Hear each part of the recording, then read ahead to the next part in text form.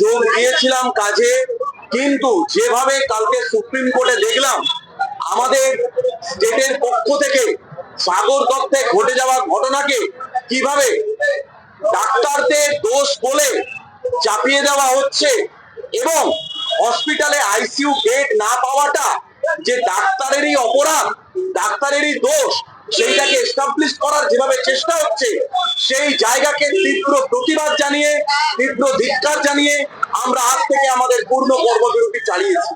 আপনাদের বলা সার্ভিস তো চালু আছে ছিল করে দাঁড়িয়ে যেটাকে রেকর্ড করা সম্মত হয়েছে রেকর্ড করাতে এসেনশিয়াল সার্ভিসের মধ্যে আইসিটি ওটিটি সবটা ইনকর্পোরেট, তাহলে কন্টেন্ট অফ কোর্টের রাস্তাটাও কিন্তু খোলা থাকছে পরবর্তীতে, সেটা কিভাবে করবে? এসেনশিয়াল সার্ভিসের যেমন আমরা পরিষেবার মধ্যে ছিলাম, যে যারা ওটি করছিল বা যারা সাসপেন্ড করছে জায়গা থেকে ছিল, তারা আইপিডিও দেশের ওটি হচ্ছে, তো এই আইপিডিও দেখছে মেডিসিনের ক্ষেত্রে।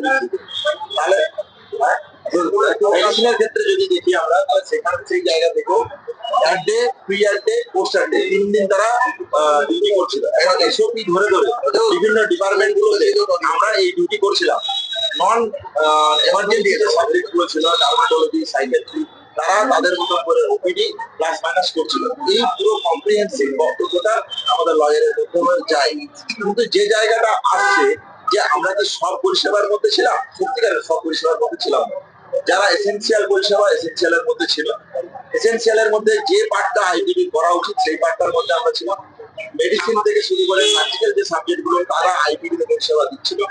নন নন এমার্জেন্সি যে সাবজেক্ট গুলো আছে, মাইক্রোবায়োলজি, ফার্মাকোলজি, অ্যানাটমি, তারপর হচ্ছে ডার্মাটোলজি, এইরকম যে সাইকিয়াট্রি, এই ধরনের যে সাবজেক্ট গুলো, টেকনোলজি, এদের ক্ষেত্রে আইপিডি পরিষেবা তারা তাদের মতো দিচ্ছিল। এই ধরনের জিনিসটা ছিল। মূলত আমাদের কর্মবিরতি যাওয়ার যে পূর্ণ কর্মবিরতি যাওয়ার যে সিদ্ধান্ত, সেই সিদ্ধান্ত হয়তো আমাদের দৃষ্টিতে সুপ্রিম কোর্টের জায়গা থেকে বিচার করা উচিত। পাশাপাশি আমরা যেটা বলতে চাইছি সেটা হচ্ছে এটাই, যে সিবিআই যে তদন্ত প্রক্রিয়া চলছে, সেই তদন্ত প্রক্রিয়ার আজকে 38-39 দিন অতিবাহিত হচ্ছে। তারপরেও আজকে ময়নাতদন্ত নিয়ে কোশ্চেন হচ্ছে, কেন এফআইআর করা হলো না, এই নিয়ে কোশ্চেন হচ্ছে। কিন্তু প্রকৃত দোষী কারা? প্রকৃত দোষীদের যদি গ্রেফতার করা না হয়, এই ঘটনার মোটিভ যদি সামনে না আসে, তাহলে আমাদের ক্যাম্পাসের মধ্যে সুরক্ষতার প্রশ্ন কিভাবে আসবে? দ্বিতীয়ত হচ্ছে যে chief secretary sir, principal health secretary sir মহামান্য সুপ্রিম কোর্টে প্রেজেন্ট ছিলেন। তার প্রেজেন্সের মধ্যে যে ঘটনা ঘটলো, তিনি বর্তমান মহামান্য সিজিআই জানতে চাইলেন যে বর্তমান আর্চিকরের প্রিন্সিপাল এমএসপি কারা, তারা কি বাইরে থেকে এসছে? তিনি পরিষ্কার ভাবে তারা কোথা থেকে এসছেন না এসছেন সিদ্ধান্ত দিলেন।